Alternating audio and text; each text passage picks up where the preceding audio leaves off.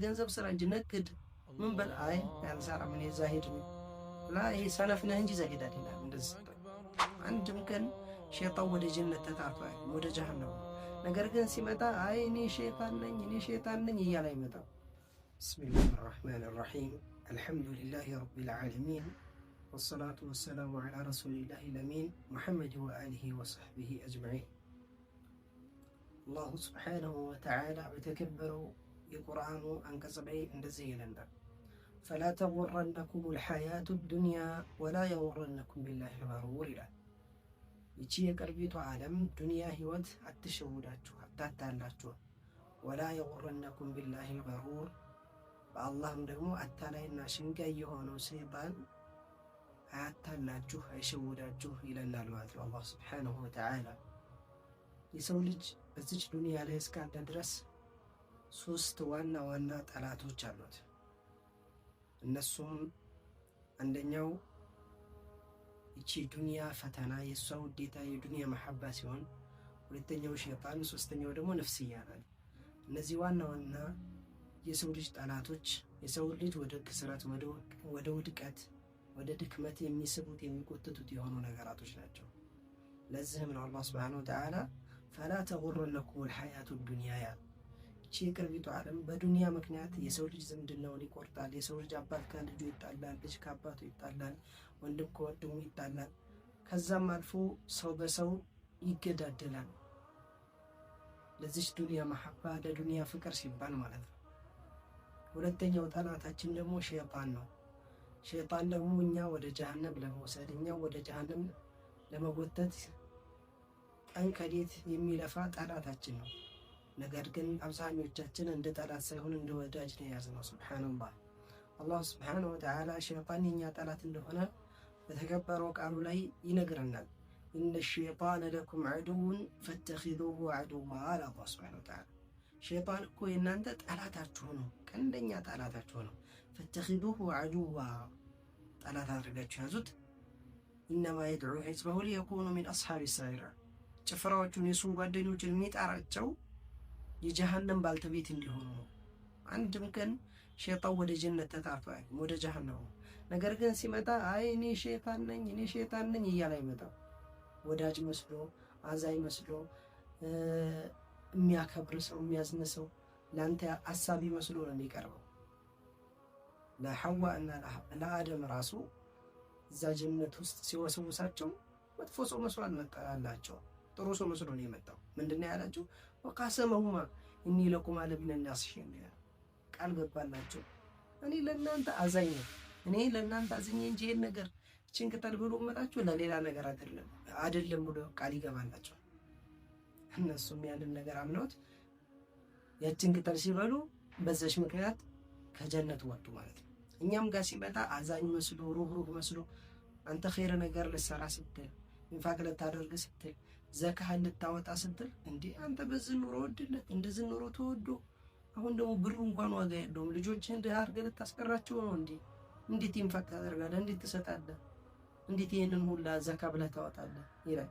አላህም ምን ይለናል በተከበረው ቃሉ ላይ አሸይጣኑ የዒዱኩሙል ፈቅረ ወየእሙሩኩም ቢልፈሕሻኢ ወላሁ የዒዱኩም መግፊረተን ሚንሁ ወፈድለን ወላሁ ዋሲዑን ዓሊም ይላል።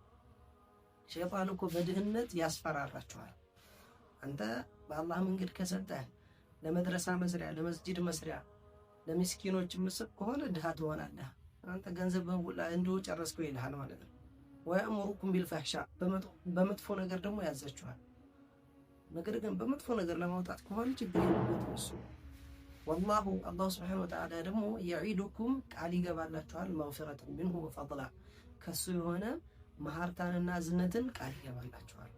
እናንተ የሸይጣንን ውስወሳ የሸይጣንን ጉትጉታ የዱንያን ውስወሳ የዱንያን ውዴታ ትታችሁ ወደ አላህ ከተመለሳችሁ አላህ ከሱ የሆነ ችሮታና መሐርታን ቃል ይገባላችኋል። ወላሁ ዋሲዑን ዓሊም አላህ ደግሞ ችሮታው ሰፊ የሆነ ጌታ ነው ማለት ነው። ስለዚህ አላህ ሱብሓነሁ ወተዓላ ቃል ገብቶልናል፣ እንዲሁም ሸይጣን ቃል ገብቶልናል። ሸይጣን ምንድን ነው ቃል ይገባልን? እኛን ወደ ጀሃነም ለመውሰድ እኛን ከጀነት ለማራቅ ቃል ገብቷል። ከዛ ያንታደለናል ደግሞ የውሸት ቃል አንተ ወጣት ነህ እኮ ተዝናና። አሁን እኮ ገና ልጅ ነህ። በዚህ ሰዓት ምንድነው መስጂድ የምትኖር? ገና ላረጀህ ገና በ20 ዓመት ተዝናና ፈታ በል ይልሃል። ሸይጣን ቃል ይገባልሃል ማለት ነው፣ ያታልልሃል። ከዛ የውመል ቂያማ ሲመጣ ሳመድ ያለ ኧረ እኔ የማውቀው ጉዳይ የለም ምንም አላውቃችሁም፣ እኔን አትወቀሱ። ፈላ ተሉሙኒ ወሉሙ አንፉሰኩም ነው። ራሳችሁ ውቀሱ፣ እኔን አይደለም። እኔም ቃል ገባሁላችሁ፣ አላህም ቃል ገባላችሁ። ግን የኔን ቃል ይሻላችሁ የአላህን ቃል ቢብላችሁ። አላህ ቃል እኮ ከገባልን ያንን ቃል እንደሚሞላልን ልናውቅ ይገባል። ወመን አውፋ ቢአህዲሂ ሚነላህ፣ ከአላህ በላይ ቃሉን የሚሞላ ማን አለና?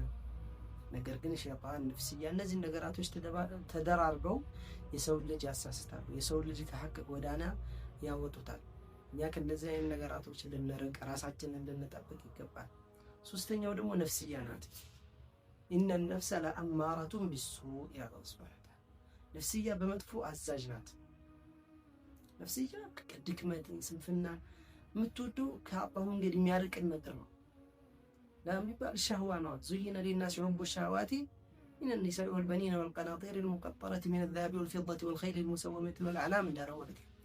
እነዚህ ነገራቶች የምትወደው ነፍስያ ዱንያ ትወዳለች፣ ገንዘብ ትወዳለች፣ በቃ ብዙ ነገራቶች፣ መጥፎ የሚባሉ ነገራቶችን ትወዳለች። ጥሩ የሚባሉ ነገራቶች ላይ ደግሞ ትሰንፋለች። ፈጅር ሰላት ላይ ተነስተህ ፈጅር ለመስገድ ስትል ምን ትላለች? ደክሞሃል እኮ አሁን በጣም ደክሞሃል፣ ደግሞ ሰዓቱ ገና ነው፣ ተኛ ትላለች። ነፍስያ ማለት አረፍ ምንም እኮ አልሰራም እኮ ለሌላ ነገር ቢሆን እኮ ችግር የለውም ተነስተህ ነው።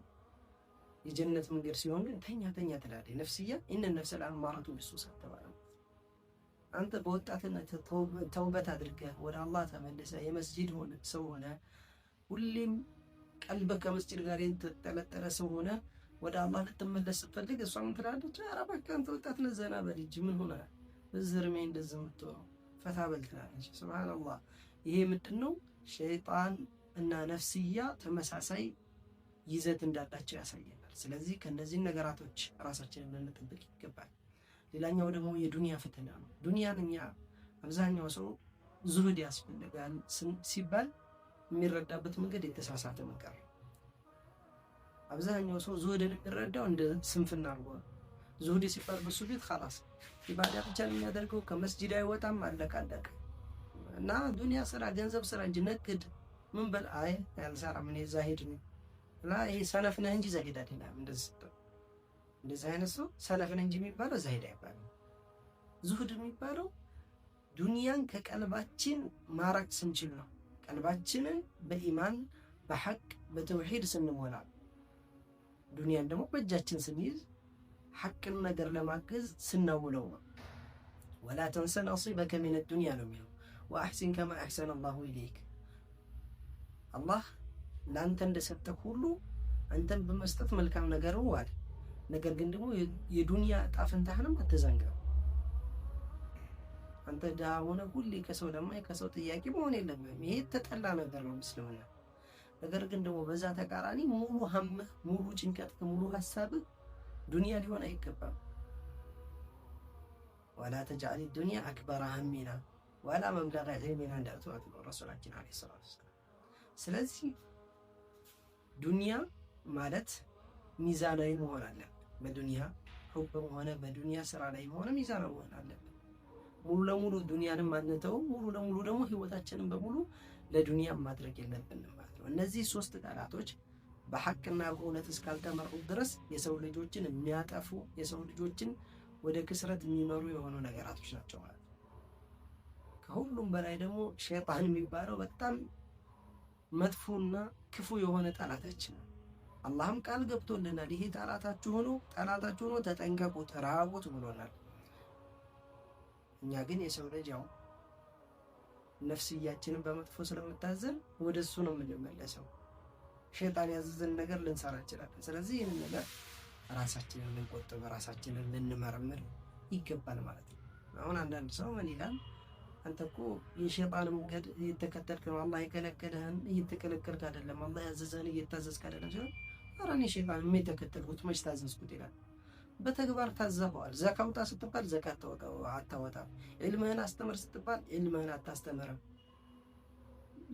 ሌሎችም ነገራቶች አላህ ዋጅብ ያደረገብህን ነገር ሰላት ስገድ ስትባል አትሰግድም። ሱብሃንአላህ። ይሄ ደግሞ አንዳንድ ጊዜ ሰዎች ምን ይላሉ? ሳይሰገድብህ ስገድ ይላሉ።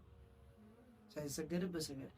የሚያሳዝን ነገር ነው። ሲጀመር እሱ የማይሰግድ ከሆነ ማን ይሰግድበታል? ላ ዩሰላ ዐለይህ። ስለዚህ ራሳችንን ወደ ሐቅ ልንመራ፣ ወደ እውነት ልንመራ፣ ከነዚህ ጠላቶቻችን ልንጠበቅ ይገባናል ማለት ነው። السلام عليكم ورحمة الله وبركاته.